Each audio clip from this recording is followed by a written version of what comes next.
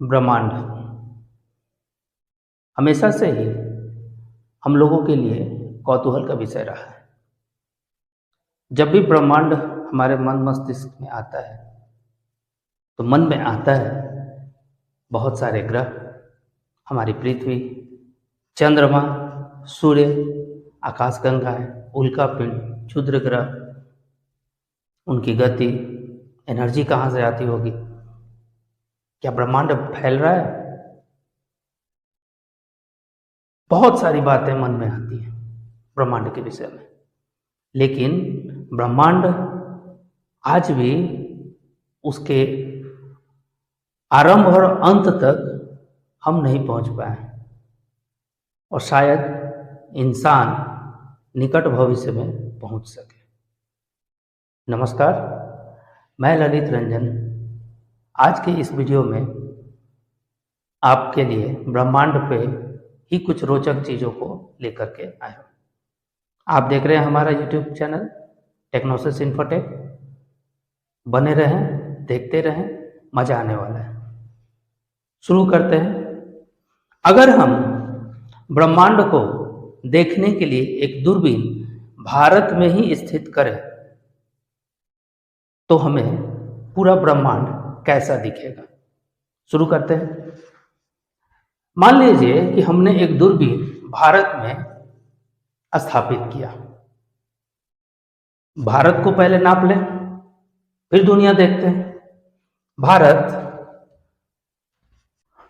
India, west to east 2933 kilometre की distance cover करता है। इतने डिस्टेंस को अगर सबसे तेज एरोप्लेन से कवर किया जाए तो लगभग 1000 पर किलोमीटर के हिसाब से 1000 किलोमीटर पर आवर के हिसाब से 3 घंटे लगेंगे। लेकिन इसे दुनिया के सबसे तेज उड़ने वाले अमेरिका के फाइटर जेट से, जो लगभग 10,000 किलोमीटर पर आवर के स्पीड से उड़ती है, अगर इसे कवर करने का प्रयास किया जाए तो लगभग 25 मिनट लगेंगे। काफ़ी कम समय लग रहा है। आगे बढ़ते हैं, फिर देखते हैं। अगर इसे हम पूरी दुनिया के हिसाब से देखें तो पूरी दुनिया की जो हमारा ग्लोब है अर्थ, इसका डायमीटर, परिधि लगभग 12,750 किलोमीटर के करीब है। अगर इसे हम X-15 से कवर करने का प्रयास करें तो लगभग 1 घंटे 20 मिनट, 1.5 घंटे मान लेते हैं, का समय लगेगा। अगर इसका पूरा चक्कर अगर विमान को लगाना हो तो लगभग यह डिस्टेंस 40,000 किलोमीटर के आसपास होगा, जिसको लगाने में लगभग 4 से 5 घंटे का समय X-15 को लगेगा। 4 से 5 घंटे सिर्फ पृथ्वी का एक चक्कर लगाने में। जो सबसे तेज उड़ने वाली हमारे जो अभी तक हमने जो खोजा है, उसमें जो सबसे तेज उड़ने वाले जो फाइटर जेट्स हैं, उससे 4 से 5 घंटे सिर्फ और सिर्फ पृथ्वी का चक्कर लगाने में लगेगा। आगे बढ़ते हैं। ब्रह्मांड भी बहुत दूर है। पृथ्वी का सबसे निकटतम खगोलीय पिंड चंद्रमा है, जिसकी दूरी लगभग 3,84,000 किलोमीटर है। 3,84,000 किलोमीटर पृथ्वी से चंद्रमा की दूरी है। चंद्रमा में भी गति है और पृथ्वी में भी गति है। अगर इस दूरी को तय करने के लिए हमारी धरती से किसी को भेजा जाए तो सबसे तेज फाइटर जेट से भी X-15, जो 10,000 किलोमीटर पर आवर के रफ्तार से उड़ती है, तब भी 40 से 45 घंटे का समय लगेगा। क्योंकि अगर ये स्टेबल होता तो उड़ के चली जाती, लेकिन इसमें भी रोटेशन है और हमारा अर्थ भी सोलर सिस्टम में एनी टाइम रोटेशन कर रहा है। ऐसे कंडीशन में कोई भी एक सीधा रास्ता इसके लिए नहीं हो सकता है। तो हमारे जो साइंटिस्ट सबसे फास्ट भी किसी चीजों से उसको अगर भेजा जाए तो सबसे पहले उसको हमारे अर्थ का एस्केप वेलोसिटी को तोड़ना होगा। अब इसके जो ग्रेविटेशनल इफेक्ट्स हैं उसको तोड़ करके और कम से कम एस्केप वेलोसिटी के से स्पीडली किसी ऐसी व्यवस्था को करनी होगी जिससे कि वो वहां तक पहुंच सके। अगर इससे स्पीडली किसी से भेजते हैं फिर भी चूंकि दोनों में रोटेशन है, तब भी कम से कम 4.5 से 5 दिन का समय चंद्रमा तक जाने में लगेगा। अपोलो को भी लगभग उतना ही समय लगा था। अब अगर हम अपने अर्थ से सन के तरफ मूव करें, जो कि असंभव काम है, सन के तरफ अगर किसी को भेजे तो क्या होगा, परिणाम आप जानते हैं, जल जाएगा, खाक हो जाएगा। लेकिन फिर भी अगर यहां से यहां तक का डिस्टेंस कवर किया जाए किसी भी चीज से, तो इस डिस्टेंस को, जो कि लगभग 14,95,87,000 किलोमीटर के आसपास है, इसको भेजने के लिए यहां से यहां कम से कम 20 किलोमीटर पर सेकेंड के स्पीड से किसी ऐसे यान को भेजना होगा जो अर्थ के एस्केप वेलोसिटी को तोड़ करके यहां तक जा सके। इस डिस्टेंस को, चूंकि अब ये इसमें बहुत सारे शून्य हो गए, जीरो हो गए, अब ये धीरे धीरे जैसे हम बाहर जाएंगे तो इसको स्टडी करना काफी मुश्किल हो जाएगा। इसलिए इसके लिए, इसको स्टडी करने के लिए एक दूसरा यूनिट बनाया गया जिसको एस्ट्रोनॉमिक यूनिट कहा जाता है। Astronomic unit. एस्ट्रोनॉमिक यूनिट क्या है? तो हमारे अर्थ से सन का जो डिस्टेंस है उसको एक एस्ट्रोनॉमिक यूनिट कहते हैं। अब इससे जो दूर का डिस्टेंस है हमारे सोलर सिस्टम का, वो एस्ट्रोनॉमिक यूनिट से मापा जाएगा। एस्ट्रोनॉमिक यूनिट, एक एस्ट्रोनॉमिक यूनिट का डिस्टेंस अगर हम किसी से भी करें, फास्टेस्ट अगर स्पेस शटल से भी करें, 20-30 कर देते हैं, 30 किलोमीटर पर सेकेंड के अगर स्पीड से वो जाए, तब भी इतना डिस्टेंस कवर करने में, पर सेकेंड है, ध्यान रखना है, तब भी इतना डिस्टेंस कवर करने में 90 डेज का समय लगेगा। अगर हम इस डिस्टेंस को दूसरे किसी ग्रह के सापेक्ष देखें जो हमारे सोलर सिस्टम के अंग हैं, तो फिर कैसा होगा, इस पे भी विचार कर लेते हैं।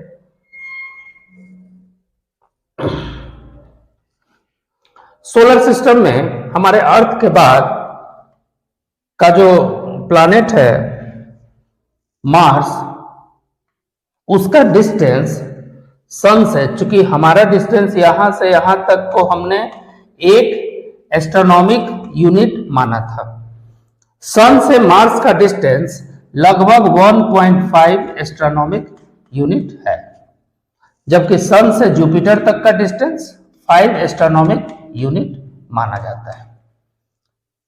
अगर सैटर्न की बात करें तो सैटर्न का डिस्टेंस यहां से काफी दूर है और कम से कम 13 से 14 एस्ट्रोनॉमिक यूनिट के आसपास इसको माना जाता है। Uranus 20 astronomic unit, Neptune 30 astronomic units. इसके बाहर प्लूटो भाई साहब थे जिनको कि प्लैनेट का दर्जा छीन लिया गया, लेकिन मान के चले कि अगर यहां प्लूटो है तो प्लूटो हमारे सोलर सिस्टम का सबसे दूर का पहले का प्लैनेट है जिसका डिस्टेंस यहां से लगभग 49 एस्ट्रोनॉमिक यूनिट्स है। इसके बाहर कॉमेट्स आते हैं जो लगभग 56 एस्ट्रोनॉमिक यूनिट के अराउंड में होते हैं। यहां से मार्स पे जाने में लगभग, अब यहां सन से अर्थ पे आने में कितना दिन लग रहा था? 90 दिन।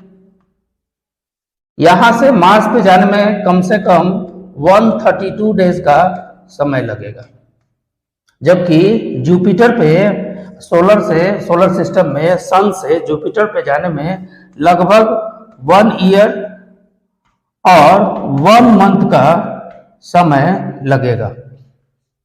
किस हिसाब से?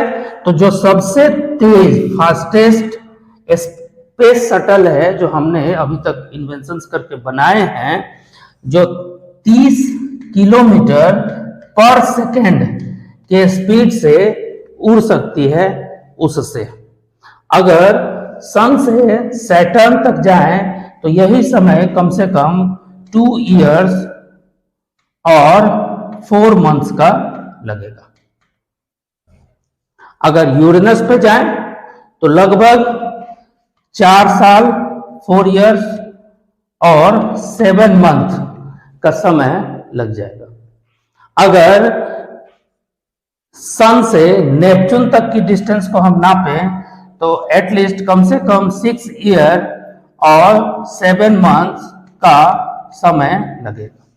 प्लूटो तक जाने में लगभग 9 इयर्स के अराउंड टाइम एक्सपेंड हो गया।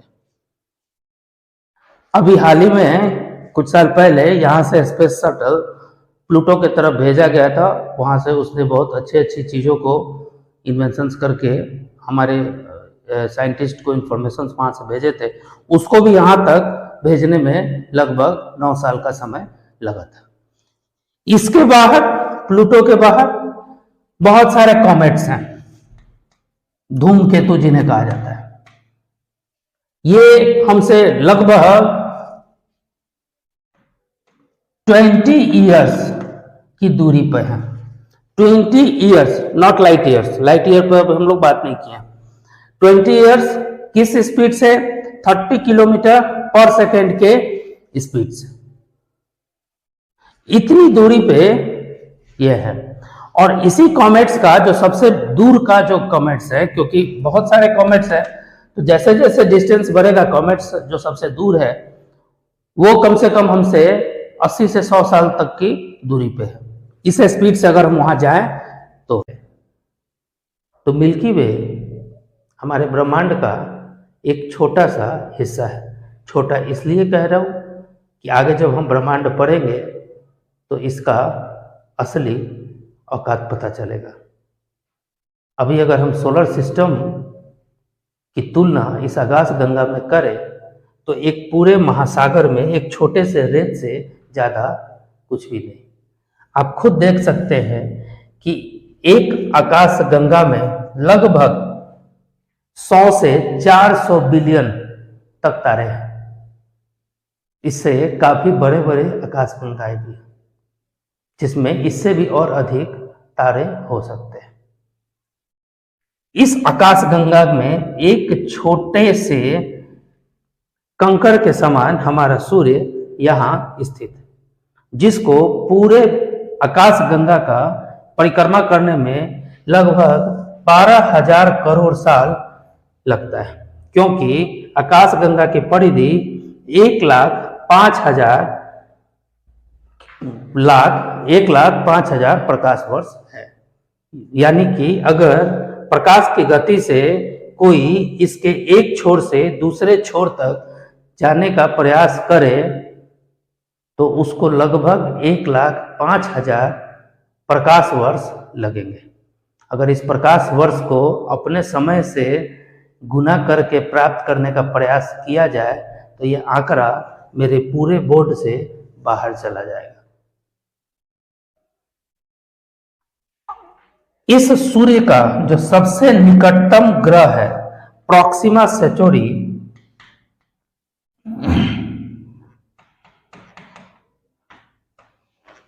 वो हमसे लगभग 4.2 प्रकाश वर्ष की दूरी पे है। 4.2 प्रकाश वर्ष। प्रकाश की गति से अगर हम जाएं तो 4.2 साल हमको लगेंगे। प्रकाश की गति काफी तेज है। उस गति तक उसको अभी तक का सबसे महत्तम गति माना गया है।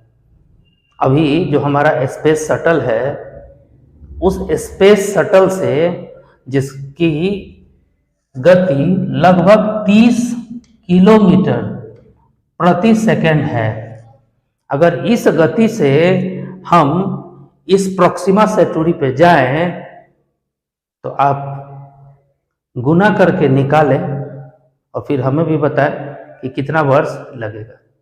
निकाला? चलिए हम ही बताते हैं। लगभग 65,000 वर्ष लगेंगे। 65,000 वर्ष लगेंगे हमारे धरती से प्रोक्सिमा सेंटूरी के पास जाने में, क्योंकि उसके लिए सबसे पहले तो हमें अपने गुरुत्वाकर्षण का एस्केप वेलोसिटी तोड़ करके पार करना होगा। साथ ही सोलर सिस्टम का एस्केप वेलोसिटी जो 618 है, 680 किलोमीटर पर सेकेंड है। तो अगर हम इस स्पीड से अधिक स्पीड का कोई स्पेस शटल बना सके तो सबसे पहले तो हम सूर्य के ग्रेविटेशनल जो एरिया है उसको पार कर पाएंगे। इससे बिल्कुल नहीं। इस एरिया को पार करने के लिए कम से कम इससे ऊपर का स्पीड चाहिए। अब इस स्पीड से हमें बनाने में अभी समय लगेगा। अगर 65,000 वर्ष हमें लगता है तो हमारे कितनी पीढ़ियां समाप्त हो जाएंगी। आगे बढ़ते हैं।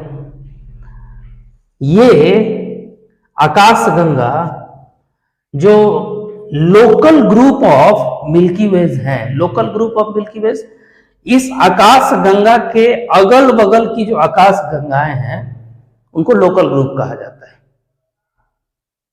अगर इससे इसको तुलना करें, अभी ब्रह्मांड दूर है, अगर हम लोकल ग्रुप के मिल्की वे पे अपने भारत देश से कोई अगर दूरबीन लगाएं और उसको मापने का प्रयास करें तो क्या निष्कर्ष निकलता है, ये भी देख लेते हैं। यदि हम लोकल ग्रुप ऑफ गैलेक्सीज की बात करें, जो हमारे आसपास के गैलेक्सीज हैं, जो हमारे गैलेक्सीज के आसपास के गैलेक्सीज हैं, अगर उनकी बात करें तो लगभग 30 से भी अधिक बड़े बड़े गैलेक्सीज हैं और बहुत संख्या में छोटे छोटे गैलेक्सीज मौजूद हैं। अगर हम अपने लोकल ग्रुप के बाहर के गैलेक्सीज के बारे में बात करें जो यूनिवर्स के आसपास के क्षेत्रों में हैं, तो इनकी संख्या लगभग अरबों में होगी। अगर हम इन्हें लोकल ग्रुप के जो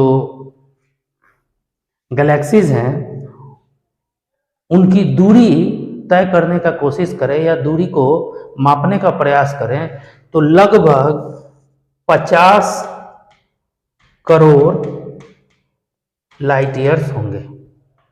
मतलब अगर इसको एक छोर से दूसरे छोर तक नापने का प्रयास करें तो कम से कम 50 करोड़ लाइट ईयर्स होंगे।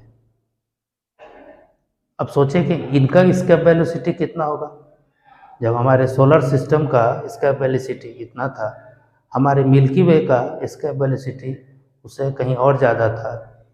इसका एस्केप वेलोसिटी कैसा होगा? और फिर जब इसको हम पार करते हैं तब हमें ऑब्जर्वेबल यूनिवर्स दिखता है। ऑब्जर्वेबल यूनिवर्स वो यूनिवर्स है जिसको कि अभी तक हम किसी भी इन्वेंटेड रिसोर्सेज से देख पाए। हमारा जो सबसे शक्तिशाली हबल टेलीस्कोप है वो भी इसको पार करके इसके उधर नहीं देख पाया है। अगर इसको देखने का प्रयास किया जाए या यूँ कहें कि इसकी पूरी दूरी को अगर हम पूर्ण रूप से मापने का प्रयास करें तो वो लगभग 9 अरब 50 करोड़ लाइट ईयर्स हो सकते हैं। 9 अरब 50 करोड़ लाइट ईयर हो सकते हैं। किसके सापेक्ष? तो हमारे पृथ्वी के सापेक्ष, क्योंकि हमने दूरबीन तो यहीं सेट किया था। तो अगर हम पृथ्वी से पूरे यूनिवर्स को सिर्फ और सिर्फ एब्जॉर्ब करना चाहें तो एब्जॉर्बेबल यूनिवर्स लगभग इतने हो सकते हैं। ये सिर्फ एब्जॉर्बेबल यूनिवर्स है। हकीकत में जो हमारा ब्रह्मांड है, अगर इससे एब्जॉर्बेबल यूनिवर्स की तुलना करें तो फिर देखते हैं, अगर पूरे यूनिवर्स को